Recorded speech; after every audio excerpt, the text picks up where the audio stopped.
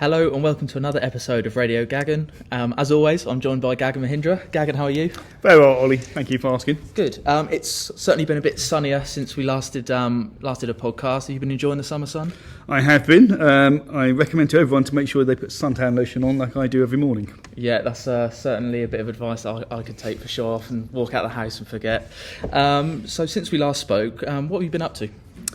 So it's been about 2 or 3 weeks since we last spoke. Yeah, about that. So I think straight after the last time we spoke, I was off to Nepal, actually, as part of a charity visit.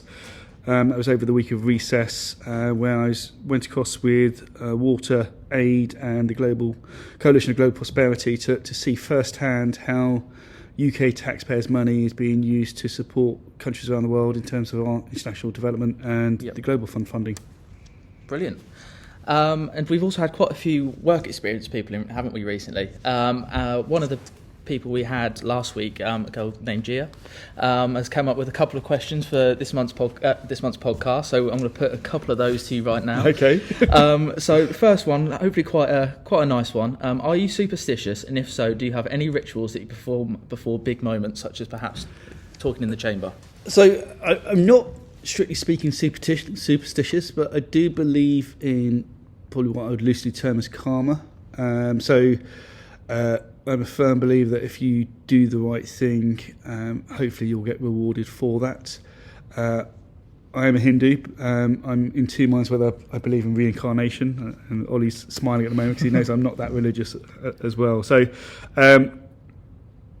I still get very, very nervous in Parliament, and I think that's healthy. Imposter syndrome, I think, is a good thing because all it does is make sure you don't take the place for granted. So no set routine like you would see with maybe some cricketers, but it's practice makes perfect. So yeah, exactly. So no lucky pair of socks. No. Listeners won't know, but Gagan very much likes collecting his socks. He's got quite a few interesting pairs, haven't he, to say the least. So, we're probably speaking out of turn here, Ollie. So I'm a Conservative, and I do dress like a Conservative, so quite bland and stale, but my socks are my cry to freedom. So if for any of those that do watch Parliament TV, try and have a glance at my socks, because that's me trying to be an individual. Cool. And another question from Jiya is, where do you stand on the idea of required voting in elections? So in Australia, actually, they do require, it's a legal requirement to actually go to vote. And what happens is you have a really high turnout, but quite a large minority spoil their ballots. Yeah.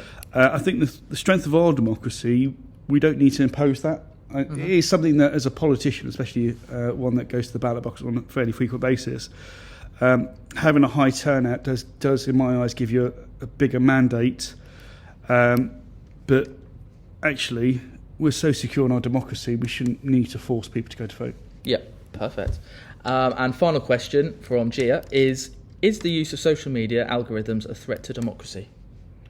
It's definitely an influence. I think threat's a strong word. As someone that remembers life before the internet, life has changed significantly in the last 25, 30 years. I describe the internet as the fourth industrial revolution. We are creating jobs of tomorrow that didn't exist yesterday. So kids leaving school and university today will likely to have 7 or 8 distinct careers, and a lot of those jobs have not been created. So any influence on democracy and elections needs to be treated with caution. But as a politician, when I put out political leaflets, they're very much about my manifesto and my beliefs. So in some ways, I'm trying to influence people's views on how they vote. As long as we're doing it transparently and consistently and fairly, I remain fairly relaxed. And as a politician, does it concern you sort of the amount of disinformation you can get? So there's sort of this idea of citizen journalism now with social media, where anyone can post their views, claim it's a trusted news story, and I think, with social media such as Twitter removing the verified ticks and things, it's very difficult now to verify news. So as a politician, how has that affected you, and is that something that concerns you, especially when perhaps you're out campaigning for yourself or local councillors? Absolutely. Fact checking has never been as important as it has been today. As you alluded to, Ollie, people are getting their news and media differently over the years. Twitter, TikTok, Instagram, Facebook, these are as influential as if I put out a newsletter in my own name. Yep. So one of the things that we have to do is not necessarily respond to every claim, but also just be mindful that there are certain claims going around.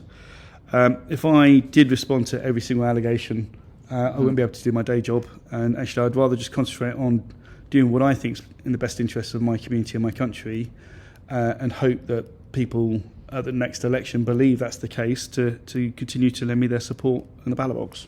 Cool. So as I mentioned, quite a few things have been happening since we last spoke. I mentioned the sunny weather, but focusing a little bit more on Westminster, there's obviously been the Privilege Committee's report in the last week or so. You'll have had, no doubt, like every MP, many emails on and social media posts about it. Did you want to sort of provide a little bit of provide an explanation as to your views on the matter? So that particular debate and vote happened a week ago today. Yep. So the Conservative Party decided that was a one-line whip and a free vote. My boss, the Foreign Secretary, actually had an engagement that evening, so as his PPS, I was expected to be there. If I didn't off the back of that vote, but if I did vote, I would have voted to support the recommendation of the Privilege Committee. One or two areas of concern, though. One was the length of the initial suspension, up to 90 days, and also the removal of the ex-MP pass. I did think both of those were a bit more on the stringent side, but because Boris is no longer an MP, it's a bit of a moot point. Yeah, okay. Moving on, we've obviously got the Ashes at the moment, and the first test perhaps we won't talk about for too long. Who is your favourite cricketer of all time? I know you like your cricket. Yeah, it's a really interesting question, Ollie, because we have spoken about cricket before. I was lucky enough to go to a sports dinner, cricket dinner recently, where Nasser Saint and Mike Atherton were both there speaking about their views on the Ashes and cricket more generally. I probably would say Nasser. The reason I say that is someone that's a bit younger than him, seeing someone of his complexion. Obviously, Nasser's half Pakistani Indian, I think. No, half Indian by background. So seeing him captaining the England cricket team, I thought was really important, because the optics of someone like that representing the ECB and English and Welsh Cricket Board on an international level in some ways broke glass ceilings. And part of my role as an elected member of Parliament, I hope, is to inspire the next generation to say, doesn't matter what you look like, if you're good enough to do the job or lucky enough to be in the right place at the right time, you can do exceptionally well. Brilliant. Are you more confident for the second test? I'm still aghast actually that we managed not to win that test, because actually besides some poor fielding in the first innings, we actually had a blinder. We took the game directly to Australia. We got the next test starting this Wednesday at Lord's. I remain optimistic, and I'm sure the boys will do us proud. I love the rivalry of the Ashes. It's one of those things that you can always have a joke and probably a beer, but that's a friendly rivalry, and I hope for many years to come we continue to see 5-day Test cricket. Yep. And we started on a summer theme, so we'll end on one. It's a hot day. What's your go-to ice cream?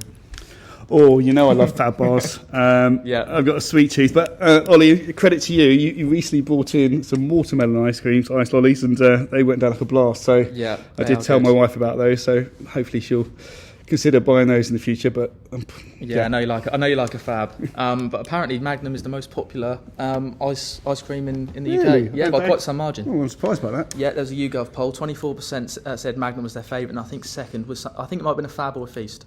So there you go, there's your fact of the day for you. I would happily have any one of those, so I've got a sweet tooth, as you know, Ollie. Yeah. So that's it for this month's podcast. If you've got any questions that you'd like to put to Gagan for future episodes, then please do let us know. And of course, if Gagan can help you with any issue or point of concern, then please get in touch. Thank you very much. Thanks, Ollie.